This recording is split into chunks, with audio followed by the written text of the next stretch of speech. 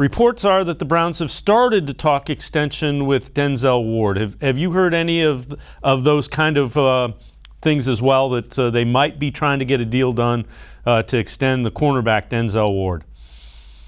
Well, first of all, we only need to look or listen to Denzel Ward himself, because he told us at minicamp that his agents have started talking to the Cleveland Browns about his extension. So that came right from him. We don't know, a lot of times people think, you have to wait for, for the tablets to come down from somewhere nationally. It doesn't have to be that, okay? Locally, we cover it pretty well here.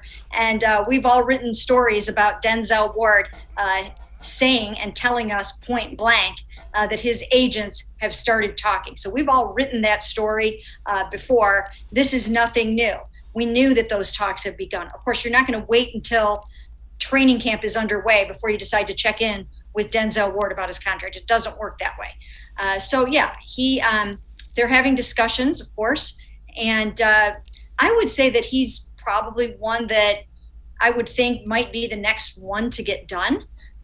Wyatt Teller, that's another one too that's very interesting, but you could also let that one go a little bit and see what happens in the offseason in terms of whether or not you want to pay him double-digit millions. You'd have to probably make him the highest-paid offensive lineman on the team. And I don't even think they believe that he's the best guard on the team. I think they believe that Joel Bitonio is still the better guard of the two. So I think they would be more apt to do Denzel, and therefore his is a lot easier, a lot less money than you're going to have to pay Baker Mayfield.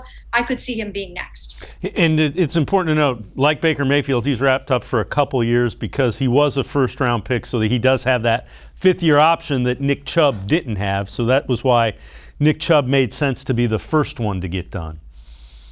Yeah, you've got Denzel and Baker Mayfield. Their fifth-year options are picked up. Now, ideally, you want to get the long-term deals done. You want to have these guys wrapped up. You want to have that kind of those boxes checked.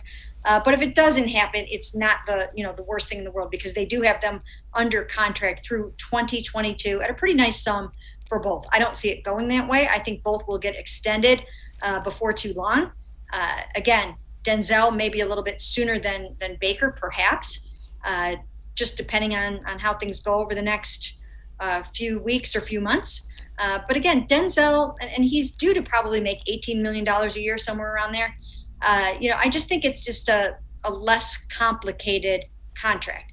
You're not going to be basing all of your roster decisions over the next 5 years on Denzel's contract. It's a pretty standard high contract, but not like Baker's will be, which will be obviously significantly more than double that.